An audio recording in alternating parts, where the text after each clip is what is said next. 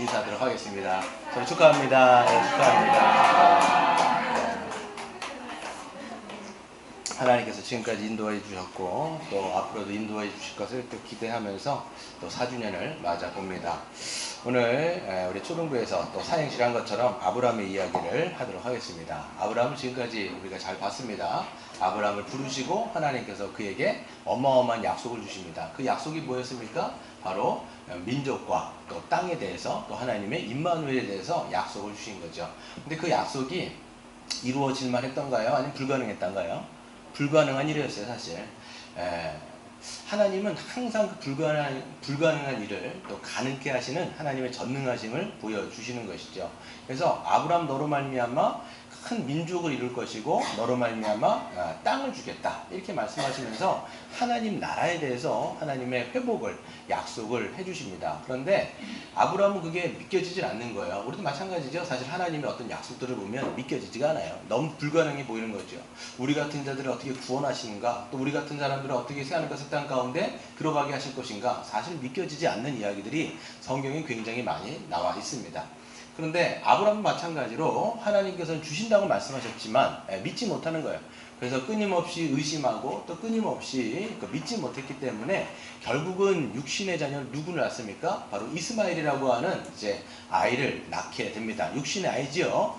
그래서 하나님께서는 믿지 못하는 아브라함의 인생 가운데 끊임없이 간섭하셔서 그의 은혜를 베풀어 주십니다. 언약을 체결해 주세요. 그래서 짐승을 가르시기도 하면서 반드시 내가 이룰 거니까 너는 좀 지켜보고 믿어라 라고 말씀하시면서 그 쪼개진 짐승 사이를 이제 횃불의 형상으로 지나가시는 모습을 봅니다.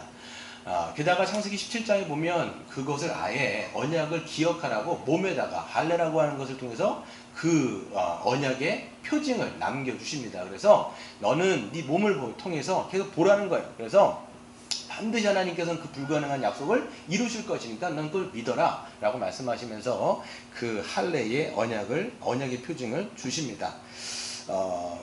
그래서 결국은 이제 지난 시간에 보면 창세기 21장에 결국 이제 하나님은 누구를 주세요? 선물을 주시죠. 약속의 자녀 이삭을. 나이가 몇 세입니까? 100세입니다, 여러분. 와이프는 사라는 몇 세입니까? 90세예요. 그러니까 말도 안 되는. 이 성경에 뭐라고 얘기하냐면 몸이 거의 죽었던 자 같다 이렇게 된 거예요. 죽을 몸 이렇게 된 거예요. 죽었던 몸. 왜냐하면 아이를 생산하기에는 정말 불가능한 몸이었는데 그 몸에서 이제 아이가 태어나게 되는 것이죠. 그러니까 이 아이가 얼마나 여러분 사랑스러웠을까요, 여러분? 우리가 30대, 20대 애를 낳아도 그렇게 사랑스럽고 그렇게 귀엽고 금지옥역으로 우리가 키우고 그러지 않습니까? 그런데 이분들은 이제 100세나 되어서 아이가 낳았으니까 얼마나 사랑스럽고 얼마나 귀엽겠냐라는 거예요. 그러니까 뭐 물고 빨고 하면서 그냥 금주처럼 분명히 아이를 보살폈을 겁니다. 그런데 놀라운 이제 사건이 하나가 등장합니다. 오늘 22장에 보면 그 일 후에 1절에 보면 그 일 후에 어떤 후일까요? 바로 아브라함이 아이를 낳은 후에 뭐 얼마 됐는지 잘 모르겠지만 하나님이 아브라함을 시험하시려고 무엇을 시험하는지 모르겠지만 시험하시려고 그를 부르시되 아브라함아 하시니 그가 이르되 내가 여기 있나이다. 그러면서 하나님께서 뭐라고 말씀하시냐면 내 아들 내 사랑하는 독자 이삭을 데리고 모리아 땅으로 가서 내가 너에게 일러준 한 산 거기서 그를 번제로 드려라 이렇게 말씀하시는 거예요. 이건 참 있을 수가 없는 일이다 라는 생각이 듭니다. 주실 때는 언제고 25년을 기다려갖고 아이를 지금 받았는데 그 아이를 낳는데 그 아이를 번제로 드리라는 거예요. 그럼 번제를 드린다는 건 뭐냐면 그냥 죽이는 게 아니라 칼을 떠가지고 각을 다 뜹니다. 그 짐승을 보면요 각을 다 뜨는 거예요. 그리고 그것을 갖다가 번제기 때문에 불을 살라가지고 올리라는 거예요. 이게 여러분 말이 됩니까, 여러분? 아주 당황스럽고 굉장히 황당한 그런 하나님의 명령을 보게 되는 것이지요. 근데 여러분 보시면요 하나님은요 원래 인신제사를 금지하세요. 원래 사람을 제사로 드리는 것을 하나님은 원래 금하셨다라는 거예요. 근데 자기의 어떤 속성을 거스려 가지고 이런 시험을 한다라는 게 좀 어떻게 보면 우리는 당황스럽다라는 생각을 들지요. 그래서 어떤 주석가들은요 이렇게도 얘기를 합니다. 하나님이 당신보다 더 사랑하는 대상을 참을 수가 없어서. 그렇죠? 이제 아브라함이 뭐 100세 받은 자녀니까 얼마나 사랑했겠습니까? 그러니까 그런 꼴을 못 보시는 거예요. 그러니까 그 꼴을 못 보시고 하나님보다 더 사랑할 만한 그런 존재를 갖다 바치라고 이야기하는 것이다 라고 성경이 그 주석가들은 이야기하는 거죠. 그래서 하나님보다 더 사랑하는 것을 하나님께 드릴 때 하나님은 그 믿음을 인정하시고 기뻐하신다라고 어떤 주석가들은 설명을 합니다. 그렇기 때문에 저도 여러 가지 설교를 많이 들었는데 어떤 설교들을 보면 하나님이 하나님보다 더 사랑한 것을 아낌없이 하나님께 바칠 때 하나님께서는 기뻐하시고 하나님이 여러분의 그 믿음을 인정하신다는 거예요. 어떨까요, 여러분? 하나님보다 더 사랑하시는 거, 그런 거 하나님께서는 꼴도 못 보시는 거예요. 그래서 여러분들이 그런 거를 바칠 때 하나님은 그것을 기뻐하시고 여러분의 믿음을 인정하시는 거. 그럼 어떻게 생각하십니까? 저는 아니라고 생각을 하는 거예요. 과연 하나님이 이런 사건을 통해서 주시려는 메시지가 그걸까? 우리가 본문을 다시 한번 살펴보도록 하겠습니다. 하나님은요, 아브라함에게 독자 이삭을 이제 모리아 땅에 가서 번제로 드릴 것을 명령하시는데요.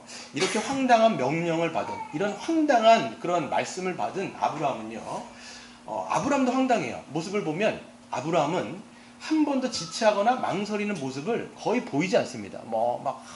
어떻게 할까 저렇게 할까 이렇게 망설이지 않고요. 보면 아침 일찍 일어나가지고 그 나귀에다가 안장을 지우고 그 다음에 두 명의 종과 함께 갑니다. 두 명의 종, 그 다음에 누굽니까? 아들 이삭을 이제 안장에 태웠겠죠? 안장 위에 태우고 그 다음에 번제에 쓸 나무를 쪼개어 가지고 그리고 한 손에는 칼을 들고 한 손에는 불을 들고 이제 멀찍이 이제 여행을 떠나게 됩니다. 그래서 이 여행길을 이제 며칠 동안 쭉 가게 되어지는데 걸어갔을 거예요. 아브라함이 어떤 생각을 했는지는 잘 모르겠지만 여기 나와 있지가 않으니까 잘 모르겠죠. 근데 이렇게 좋은 마음은 아니었을 것 같다는 생각이 들지만 성경에는요 어디에도 아브라함이 지체했다, 하나님의 말씀에 망설였다 라고 하는 표현이 아예 나오지가 않습니다. 오히려 그냥 묵묵하게 걸어갔던 것 같아요. 그리고 사흘째 되던 때 하루 자고 또 이틀 자고 또 사흘이 되던 때 멀리서 보니까 하나님께서 말씀하셨던 그 모리아 산이 보이는 거야. 그래서 이제 어떻게 했냐면 잠깐 멈추어 두고 두 명의 종에게 이렇게 이야기합니다. 너희들은 여기에서 기다려라. 너희는 기다리고 우리가 하나님께 가서 예배한 다음에 누가 올 것이다 말씀하여 우리가 너희에게로 돌아올 것이다. 5절 보세요. 이에 아브라함이 종들에게 이르되 너희는 나귀와 함께 여기서 기다려라. 내가 아이와 함께 저기 가서 예배하고. 누가? 우리가는 여러분 번제로 드리면요 애는 죽잖아요. 그러면 어떻게 올 수 있어요? 자기만 올 수밖에 없는데 지금 아브라함이 뭐라고 얘기하냐면 우리가 다시 돌아올 것이다. 여기엔 지금 어떤 믿음을 가지고 있다라고 우리는 볼 수가 있습니다. 그 얘기를 한 다음에 아브라함은요 이제 쓸 번제나무를 가져다가 그 아들 이삭에게 지웁니다. 그래서 이제 나무 쪽을 잘라왔던 거 있잖아요. 그걸 아들에게 지우고 그 다음에 한 손에는 불을 들고 한 손에는 칼을 들고 이제 두 사람이 동행하기 시작하죠. 말을 했겠습니까? 이제 조금 있으면 아들을 죽여야 되는데 무슨 말이 필요하겠어요? 침묵으로 지금 일관하면서 아무 말 없이 쭉 이제 산을 따라서 올라가고 있는 거예요.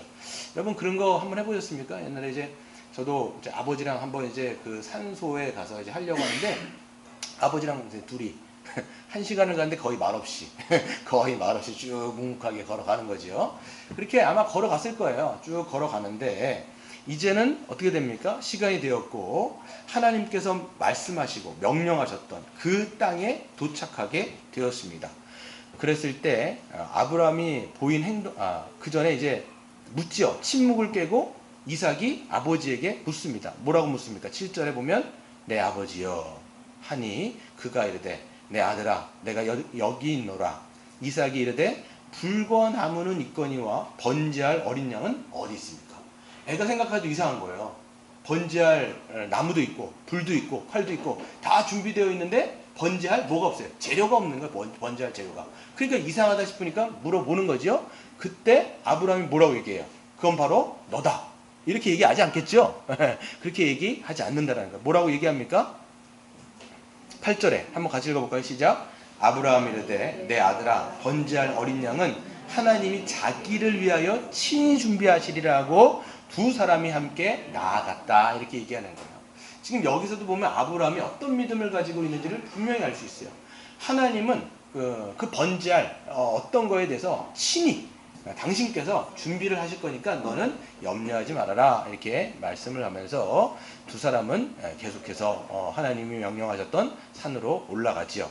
그리고 올라간 다음에 아브라함은요, 그곳에서 어떻게 합니까? 제단을 쌓아요. 이제 제단을 쌓습니다. 이제 아이를 드려야 되니까 제단을 쌓지요. 그리고 그 번제한 제단 위에 나무, 쪼개했던 나무들을 거기다 벌려 놓습니다. 그 다음 어떻게 해야 되겠어요? 이제는 제물을 올려놔야 되는데 그 제물이 누굽니까? 다른 어린 양이 아니라 지금 자기가 될 것 같은 자기의 100세 때 낳았던 그 아들 이삭을 어떻게 합니까? 그 번제단 위에 올려놓는 거예요. 그러니까 뭐 어떤 생각을 했는지 잘 모르겠지만 하여튼 올려놨어요. 그리고 그 아이의 손을 결박하는 거죠. 결박하는 거예요. 그리고 나서 어떻게 합니까? 한 손에는 칼을 쥐고 잠시도 망설임 없이 그 아들의 심장에다가 그 칼을 꽂으려고 하는 거예요. 그런데 급박한 건 누구였어요? 하나님이 급박하신 거예요.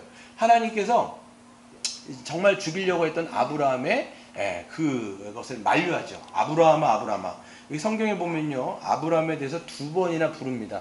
하나님이 굉장히 급하셨던 것 같아요. 진짜 죽일 줄 몰랐는데 정말 죽이려고 하는 것을 보면서 하나님께서 아브라함아, 아브라함아 이렇게 부르시면서 뭐라고 말씀하시냐면 네가 그 아들에게 아무런 행동도 하지 말아라. 그에게 손도 대지 말아라 라고 말씀하시면서 이렇게 아주 의미심장한 말씀을 하십니다. 어떤 말씀을 하시냐면 12절 같이 한번 읽어보겠습니다. 시작.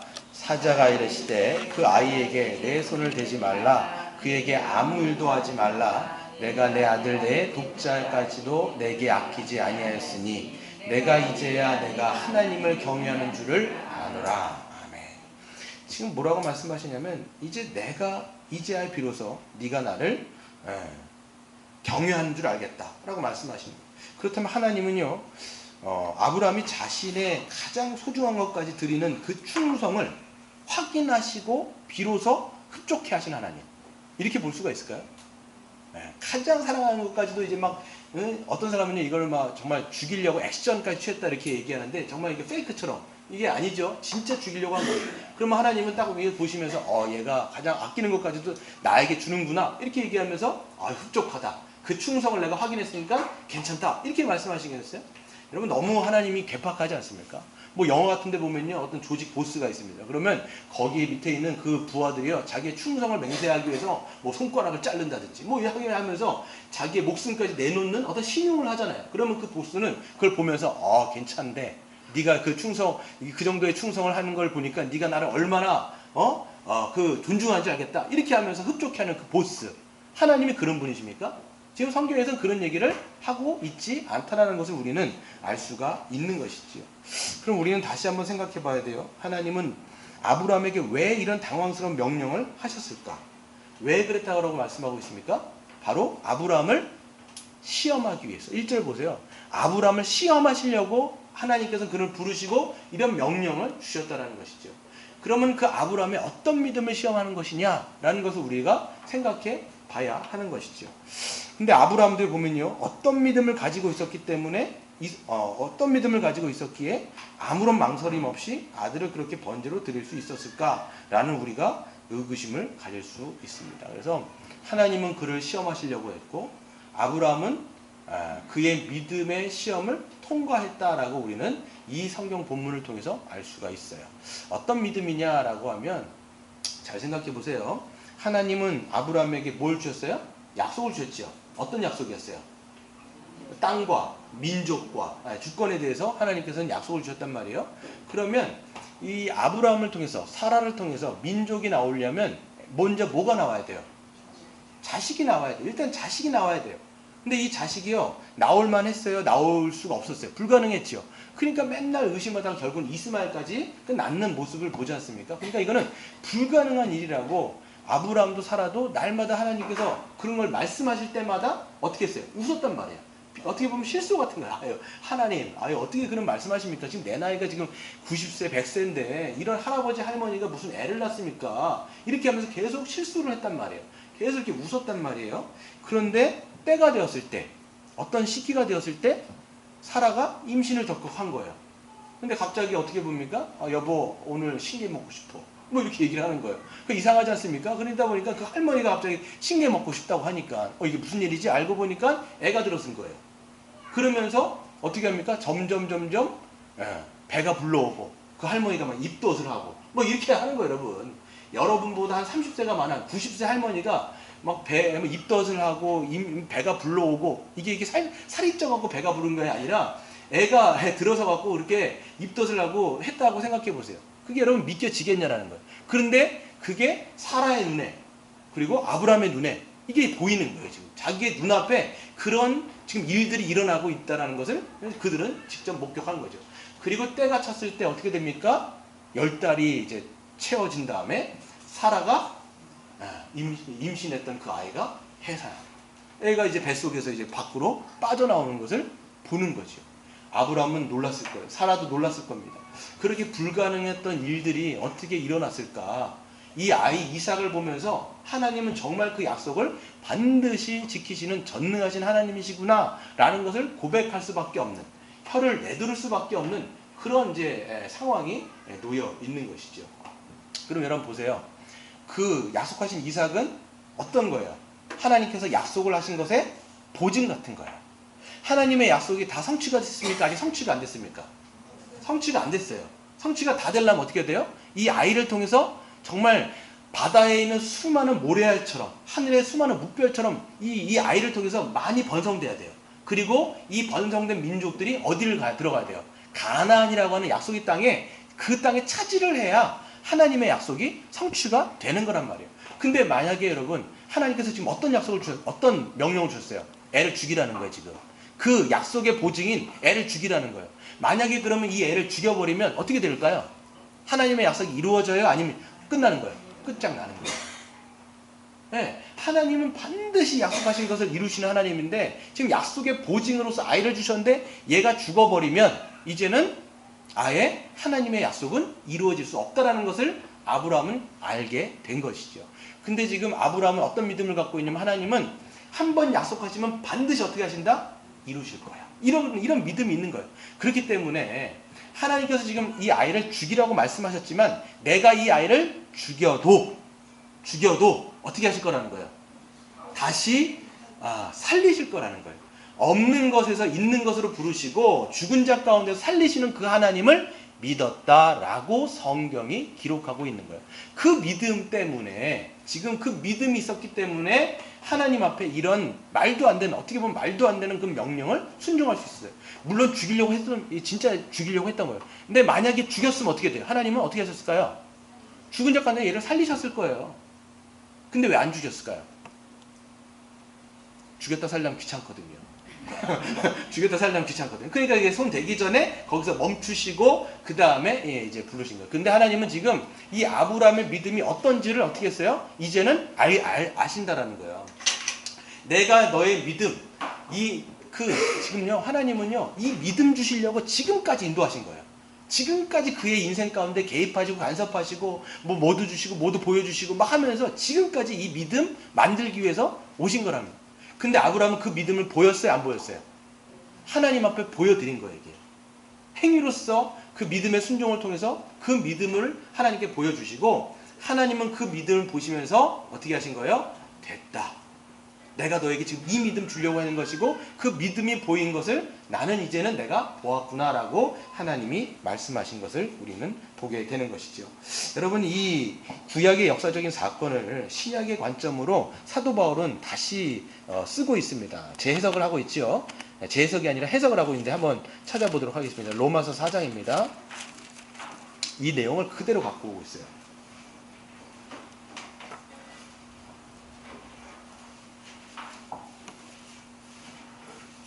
로마서 4장 17절부터 25절까지 한번 쭉 여러분들이 한번 보세요. 신약성경 244페이지입니다. 제가 한번 읽겠습니다. 기록된 바 내가 너를 많은 민족의 조상으로 세웠다 하신 것 같으니 하나님의 약속이죠.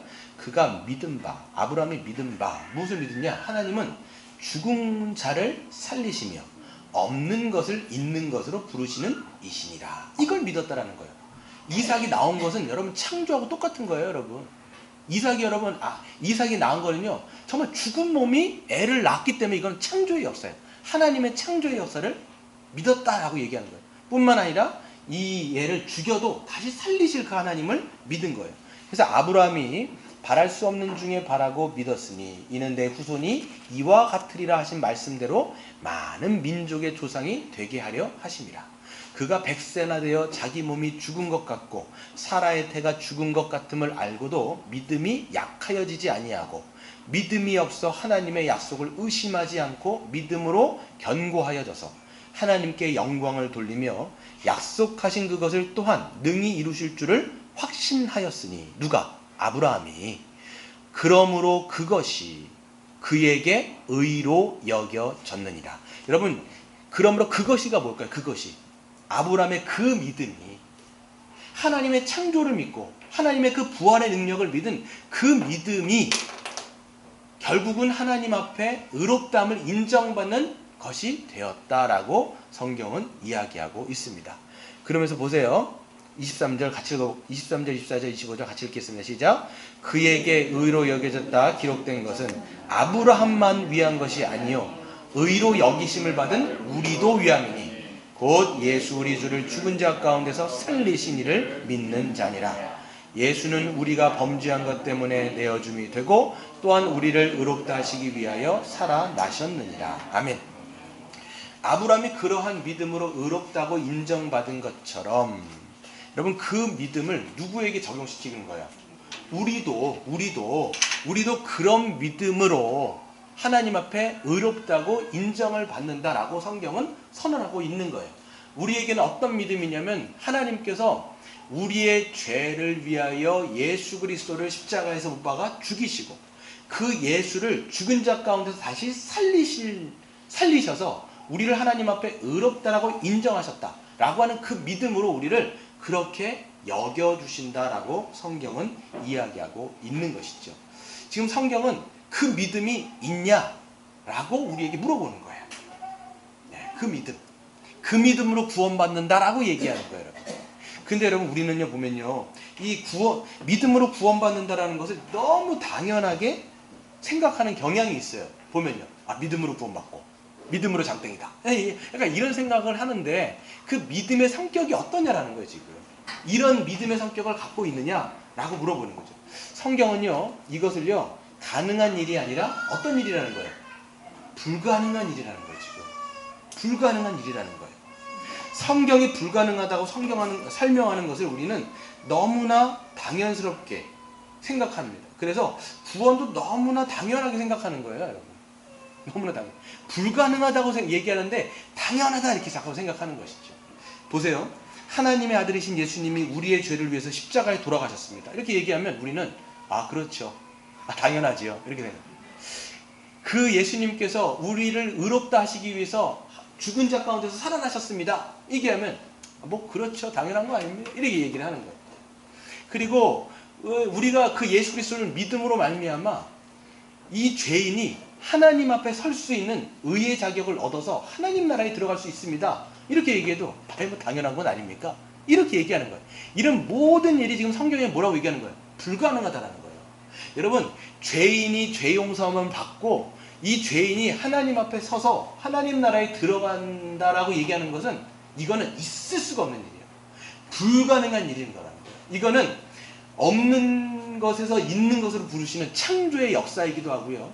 죽은 자가 다시 살아나는 그 부활의 역사와 똑같다는 거예요. 여러분, 죄인이 의인되는 것은요, 기적이라는 거예요. 기적. 이건 있을 수가 없는 일인데 우리는 당연한 건 아닙니까? 믿음은 구원받는다면서요. 자꾸만 이런 식으로 생각하니까 자기의 구원도 너무 당연하게 생각하는데 이거 성경을 보세요. 지금 아브라함의 모든 일들은 불가능한 가운데 일어난 거예요. 그걸 믿음으로 그것을 의롭다함을 아브라함이 받은 건데 그 믿음으로 우리도 그렇게 된다라고 성경은 얘기하는 거죠. 어떻습니까? 여러분 어떠냐고 하는 거죠. 그래서 여러분 기적 중에 기적은 뭐냐면 홍해가 갈라진 것도 아니에요. 삼손이 개벽 따고 갔다가 블레셋 사람들은 3,000명이나 죽이는 거 이거 기적 아니에요. 사실 그리고 이스라엘 백성들이 정말 수많은 대적 가운데 하나님의 은혜로 물리침을 받고 막 2,000명으로 막 2만 명 되어지는 그런 대적들을 물리쳐갖고 승리하고 이런 게 여러분 기적이 아니라는 거예요. 나사로가 여러분 죽은 자 가운데서 일어나는 거, 그거보다 더 큰 기적은 뭐냐면 죄인인 우리가 하나님 앞에 그 큰 죄를 다 용서함 받고 하나님 앞에 의인 되었다라는 것이 기적 중에 기적이다라고 성경이 이야기한다고요. 여러분, 하나님의 백성은요 없는 곳에서 없는 것에서 있는 것을 부르시는 기적이에요. 여러분 오늘 성경을 보세요. 창세기를 보면요 하나님의 자녀가 그냥 나와요, 아니면 불가능한 가운데서 나오는 거예요? 불가능한 것 가운데 나오는 거예요. 예수 그리스도를 믿음으로 말미암아 우리가 정말 하나님 앞에 자녀가 되었다라고 하는 것은 이런 어마어마한 하나님의 놀라운 은혜와 기적이 나타난 결과다라고 성경은 이렇게 얘기하는데, 우리는 그것을 너무 당연하게 받아들여요. 너무 당연하게 받아들이고 이건 뭐 그 당연한 거 아니에요? 이렇게 얘기하는데 성경은 그렇지 않다라고 이야기를 하고 있습니다. 그래서 이런 놀라운 진리를 거의 진지하게 여러분 생각해 보지도 않고요, 그냥 믿는다라고 고백해 버려요. 그래서 교회에 나와서 종교 행위를 조금 하면 자기의 구원을 확신해 버린다라는 거예요. 나는 이런 거 아니까, 난 저런 거 아니까, 나는 뭐 믿음이 있는 게 분명해. 그런 확신을 어디서 갖는지 잘 모르겠다라는 거예요. 또 나는 이런저런 걸 하고 있으니까 나는 하나님 앞에 구원받은 것이 분명해 라고 자기의 구원을 너무 쉽게 생각해 버리는 거예요. 근데 성경은 그게 뭐라는 거예요? 불가능한 것이 일어났다 이렇게 얘기하는 거예요. 근데 여러분 그것을 정말 믿느냐? 자꾸만 얘기를 성경은 물어본다라는 것이죠. 그래서 우리가 이제 복음의 기초를 했지 않습니까? 이번 주에 했는데, 여러분 거기서 뭐를 얘기합니까? 예수님이 자기를 따라오려고 하는 수많은 무리들이 있어요. 지금 막 보면요, 예수님이 지나가면 10,000명씩 따라오잖아요. 그 당시에 센세이션을 일으켰거든요. 그런데 예수님은 굳이 그런 사람들 자기를 따라오면 자기 인기가 높아지고 얼마나 좋아요. 저도 누군가가 막 1,000명씩 10,000명씩 따라오면요 저는 기분이 좋을 것 같아요. 나를 인정해 주는구나, 나를 저렇게 사람들이 막 떠받쳐 주는구나, 얼마나 기분 좋아요. 근데 예수님은요 전혀 안 그러셨어요. 꼭 그런 사람들한테 찬물을 끼얹어요. 뭐라고 끼얹으냐면, 너희가 내 제자가 되려면 나보다 더 어떤 것들을 사랑하면 안 된다 이렇게 말씀도 하시고, 자기를 부인하고 십자가를 지고 죽기를 각오하고 나를 따라와야 돼 이렇게 말씀을 자꾸만 하신단 말이에요. 그러니까 따라오려는 사람들이 얼마나 밥맛이 떨어지겠냐고요. 예수님을 따라가면 저렇게 힘들다고, 그러면 나 안 따라가 이렇게 얘기한단 말이에요. 그러니까 예수님은 항상 그렇게 따라오는 사람들한테 뭘 얘기하시냐면, 생각 좀 하고 따라오라는 거예요. 정말 믿음이 있는지를 잠깐 점검을 하고 따라와라 라고 말씀하시면서, 우리가 봤던 그 누가복음 14장에 보면 그래서 거기서 뭐를 말씀하세요? 비용 계산을 말씀하시는 거예요. 너희가 나를 따라오려고 하면 먼저 먼저 앉아서 비용 계산하라는 거죠. 거기서 여러분 비유를 들어주시죠? 어떤 비유를 들어주세요? 망대 비유를 들어주시잖아요. 여러분 다 기억이 안 나시나요? 이미? 이번 주에 한 건데. 거기서 망대 비유를 보면요, 어떤 한 사람이 이제 탑을 짓고 이제 건물을 지으려고 하는데, 자기에게 어떤 이제 그 비용이 있는 거예요. 그가 가지고 있는 건 한 2억 정도가 되는 거예요. 그러면 이 탑을 쌓기 전에 먼저 비용 계산을 해봐야 되는 거죠. 어때요? 내가 가지고 있는 이 2억으로 이 건물을 지을 수 있는가 없는가를 생각해 보는 거예요. 만약에 지으려고 하는데 이걸 다 지으려면 5억이 들어가요. 그럼 여러분 짓겠어요? 안 짓겠어요? 안 짓는 거예요. 여러분 모든 사람들은요 다 실리적입니다. 다 자기 어떤 이 손익을 따져보면서 할지 말지를 따져본다는 거예요. 그럼 당연히 마찬가지로 이 건물을 지으려고 하는 사람도 내가 가지고 있는 것이 2억인데 안 될 거면 안 짓겠죠. 되면 짓는단 말인 거예요. 그러니까 예수님 뭐라고 말씀하시면, 너희도 마찬가지로 이 망대를 짓는 사람들도 그렇게 먼저 앉아서 비용 계산을 하고 하는데, 만약에 비용 계산을 하지 않고 하면 어떻게 돼요? 만약에 2억인데 이걸 5억인데 지었는데 안 됐어요. 그럼 어떻게 됩니까?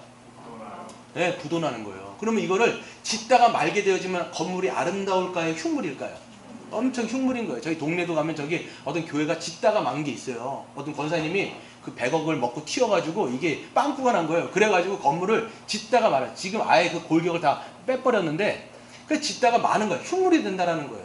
마찬가지로 여러분, 우리가 예수님을 믿고 따르려고 하면 먼저 그 비용 계산을 하고 따라와야 된다라고 주님께서 말씀하셨어요.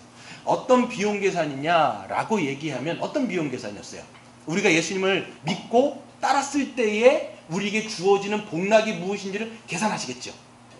예수님을 믿고 따랐을 때 우리에게 무엇이 주어질까요? 무엇이 주어질까요? 영생, 그렇죠.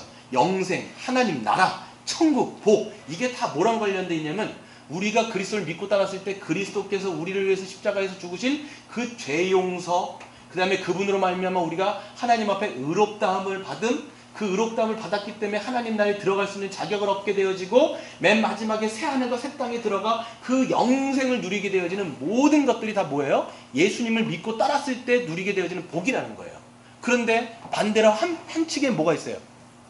네, 예수님을 믿고 따르려면 우리가 담당해야 되는 대가가 있는 거예요. 때로는 희생하고, 때로는 포기하고, 때로는 어떤 것들을 우리가 내려놓고, 때로는 고난도 주님을 믿는 것 때문에 당하고.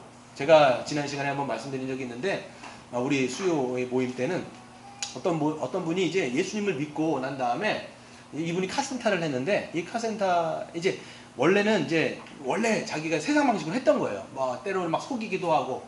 그러니까 보통 카센터를 가면 다 그렇진 않지만 많은 사람들이 그런다고 얘기를 하더라고요. 그러면 그 물건을 값을 이제 높게 측정하거나 또 갈 필요 없는 것들을 다 갈아 버리는 거예요. 근데 이분이 이제 예수를 믿고 난 다음에는 이제 정직하게 살아야 되고 또 이런 마음이 있으니까 어떻게 살아야 될까 고민하다가 예수님 믿으면 정직하게 해야 되겠다라고 해가지고 다 정가를 얘기하고 바꿀 필요 없는 것들은 안 바꾸는 거예요. 그랬더니 손해가 날까요? 이득이 될까요? 매출이 잠깐 뚝뚝뚝 떨어지는 거예요. 잠깐 마이너스 성장인 거예요, 이게. 그래갖고 이분이 이제 고민하다가 목사님한테 얘기한 거예요. 목사님, 내가 정말 예수 믿고 잘 살려고 하고 예수 믿고 정말 주님의 뜻대로 살려고 하는데 자꾸만 마이너스가 된다. 이거 어떻게 하냐? 그랬더니 목사님이 아주 지혜롭게 말씀하신 거예요. 그래도 우리가 예수를 믿는다라면 정말 믿는 자답게 살아가는 것이 정말 중요합니다. 이렇게 얘기를 한 거예요.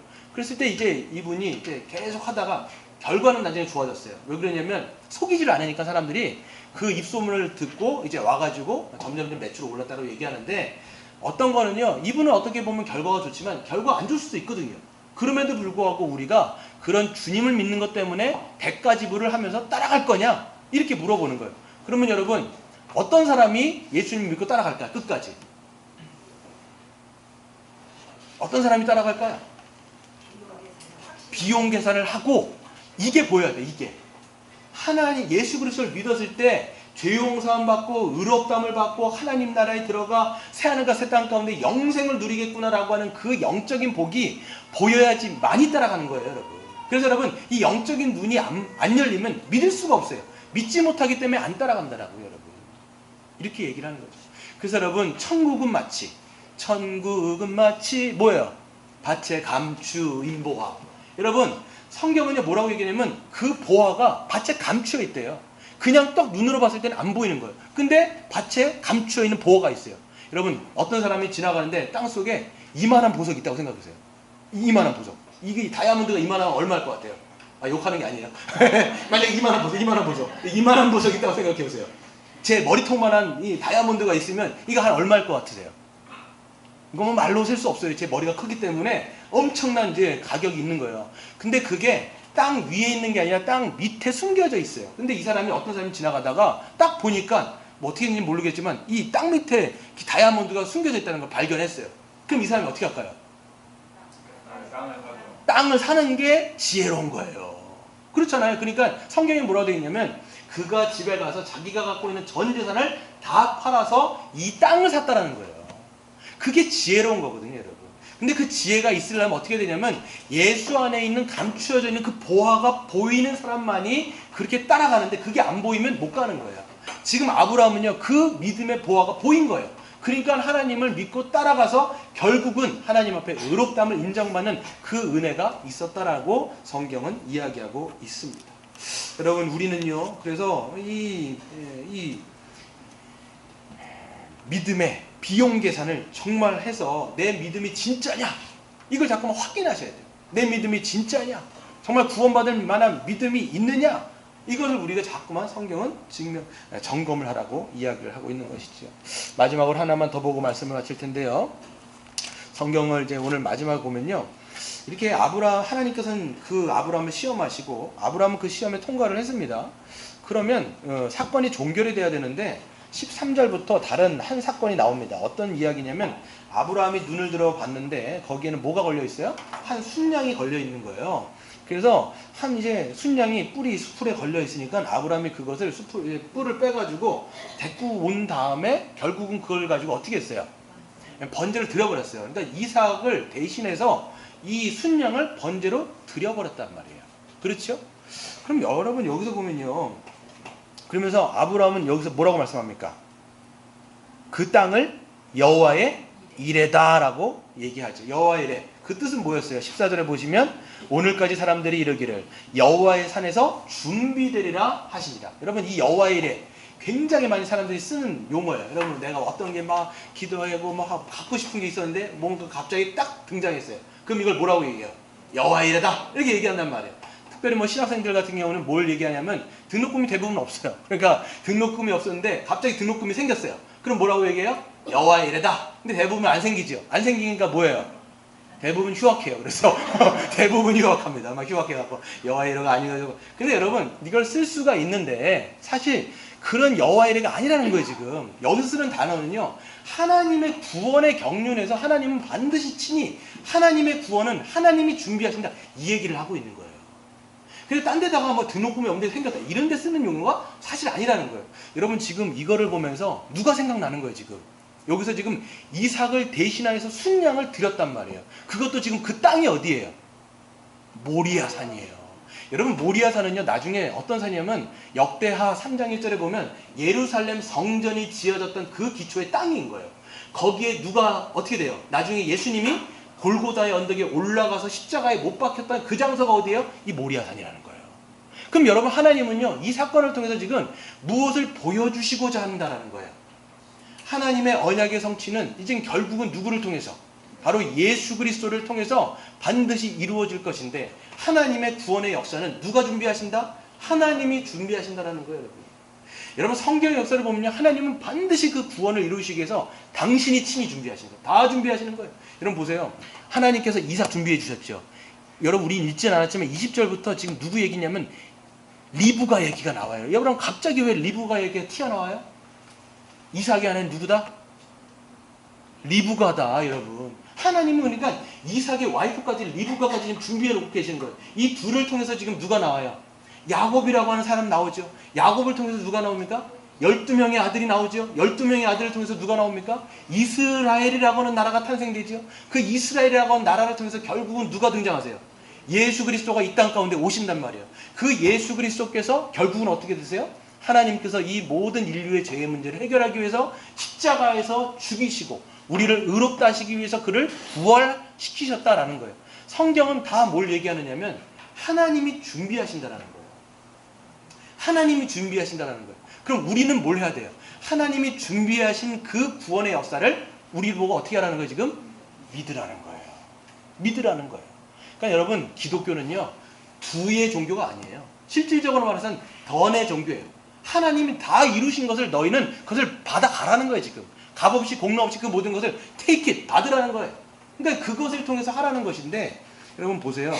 하나님은 모든 구원의 역사를 우리를 위해서 준비하시고 이루시는 거예요. 그럼 우리는 그걸 뭐 해야 됩니까? 믿는 거지. 믿는 거지. 하나님은 항상 당신의 구원의 역사를 준비하세요. 여러분 이스라엘을 이제 민수기에서 보면요. 이스라엘 백성들이 광야에서 그렇게 불순종합니다. 맨날 하나님 앞에 악평하고 불순종하고 불평하고 왜 우리한테 그렇게 거지 같은 음식 만나를 맨날 주셔갖고 이에 끼어가지고 그냥 막 먹기도 싫다고 막 불평을 해요. 그럴 때 하나님은 한번 노하셔가지고 어떻게 하냐면 그들이 했던 말이 있어요. 뭐 어떤 얘기를 하냐면 차라리 우리를 애굽에 돌아가게 하시지 아니면 애굽에서 죽게 하시지 왜 우리를 이런 광야 같은 데 건져내셔갖고 우리를 그렇게 괴롭히시냐라는 거예요. 차라리 구원하지 마시지. 이렇게 얘기한다는 거예요. 하나님의 마음이 어떨까요? 엄청 마음이 아픈 거예요. 아니 기껏해갖고 그 종과 그 노예의 삶에서 건져냈더니 하는 말이 거기가 낫다라고 얘기해 보세요. 여러분 우리가 때로 막 그런 말 할 때 있어요 없어요? 기껏 건져놨더니 우리 하나님 왜 이렇게 예수 믿는 게 이렇게 힘듭니까? 맨날 주일날 이렇게 예배 나와야 되고 그런 분이 없으시죠 여러분? 예배가 기쁨이어야 돼요 여러분. 우리는요 예배는 기쁨이고 말씀 보는 것도 기쁨이고 기도하는 것도 기쁨이고 성도 간에 교제하는 것이 기쁨이고 모든 것이 다 기쁨인데 이런 것이 귀찮다 이런 것이 여러분 아주 그냥 짜증난다 그러면 이거는 아닌 거예요 일단 여러분. 예. 그래서 왜 우리를 구원하셔서 그렇게 우리를 귀찮게 하십니까? 하나님 마음이 어떠시겠어요? 그러니까 어떻게 합니까? 하나님께서 그들에게 불뱀을 보내세요. 불뱀을 보내시는데 그게 여러분 불뱀을 하나님께서 보냈다가 아니에요. 실질적으로 그 원어를 보면요. 뭐 하나님께서 뭐 이것들을 한번 연맥해봐야지. 그래갖고 막 하늘에서 막 뱀들이 뚝뚝뚝 떨어져가고 막 이런 데를 문다고 생각해보세요. 그게 아니라고요. 하나님은 지금까지 광야 40년 동안 어떻게 그들을 보호하셨냐면 원래 광야에는 정갈이 있고 광야에는 불뱀이 있는 게 당연하지요. 안 물린 게 이상한 거예요, 여러분. 40년 동안 안 물린 게 이상한 거예요. 그런데 지금까지는 다 하나님 어떻게 하신 거예요? 다 막은 거예요, 그거를. 모조리 하나님께 다 막으신 거예요. 근데 하나님께서 그거를 불뱀 보냈다가 보내다라는 뜻이 뭐냐면 열쇠를 열다, 이거 그 뜻이에요. 이거를 그거 한 번을 딱 열어버리신 거예요. 그랬더니 지금까지 보호했던 게 아니라 확 달려드니까 그 사람들이 불뱀에 물려가고 막 죽는다고 막 아우성을 치잖아요. 거기서 보면. 그랬을 때 이 사람들이 모세에게 애원을 합니다. 우리 좀 살려달라. 우리 좀 살려달라. 하나님께서 그 구원의 방편을 마련해 주시죠. 너는 가서 노뱀을 장대에다가 높이 들어갔고 그것을 보게 하여라. 그것을 보는 자마다 살 것이다 라고 하면서 구원의 그 수단을 주신단 말이에요. 그랬을 때 여러분 그때 사람들이 다 봤을까요? 안 봤던 사람들이 있을까요? 안 봤던 사람이 있어요. 본 자만 사는 거예요. 본 자만 영생을 얻는 거예요. 이것을 나중에 예수님은요 자기에 관한 사건이라고 말씀을 하시는데 뭐라고 말씀하시냐면 모세가 광야에서 뱀을 든 것 같이 인자도 들려야 하리니 이는 그를 믿는 자마다 영생을 얻게 하려 하심이라. 아멘. 노뱀이 들렸던 것처럼 인자도 들려야 되는데 인자가 들리는 방식은 뭐예요? 바로 예수 그리스도의 십자가의 방식인 거예요. 그 십자가에 달리신 예수를 하나님께서는 높이 올리셔가지고 모든 사람으로 말미암아 보고 믿으라는 거예요. 보고 믿는 자는 살고 영생을 받을 것이라고 성경은 이렇게 우리에게 선언하고 천명한다는 거예요. 하나님의 구원은 이렇게 여호와의 일에 준비하시는 하나님. 우리는 어떻게 해야 됩니까? 그거를 믿음으로 구원받고 믿음으로 구원받았을 뿐만 아니라 믿는 자는요 또 구원에 합당한 삶을 살 수 있어요, 없어요? 있어요. 여러분이 기억하세요. 하나님은 우리를 구원하셨다라면 우리 안에 뭘 넣어주셨어요? 생명을 넣어주신 거예요. 생명을 넣어줬으면 그 생명의 역사가 우리 안에서 나올까요? 안 나올까요? 반드시 나옵니다, 여러분. 그 여러분 하나님의 말씀 가운데 어떤 거에 대해서 순종할 수 없어. 이건 성경이 얘기하는 얘기잖아. 여러분 지금도 여러분 그런 혹시 얘기하시나요? 늘 보면 자꾸 어떤 얘기를 하시는 걸 제가 듣냐면 이건 성경의 얘기 아닙니까? 이거 성경의 얘기. 이걸 뭐 우리 교회에서 듣지만 제가 이제 나가갖고 때로는 이제 그 성도들을 만나가지고 이제 같이 이런 강의도 하고 이런 모임을 해보면요 늘 하는 게 거룩한 삶은 불가능한 거다. 거룩한 삶은 불가능하다. 누가 그렇게 사냐? 누가 그렇게 서로 사랑하면서 자기의 것을 내놓고 자기의 물질을 내놓고 시간을 내놓고 누가 그렇게 살아가냐? 이거는 성경에나 있는 얘기다. 자꾸만 이런 얘기를 하는 거예요. 근데 여러분 생각해 보세요. 하나님이 결국 우리에게 십자가의 구원을 높이 들어서 우리를 믿음으로 구원하신 목적이 뭐예요? 결국 하나님처럼 살라고 해요.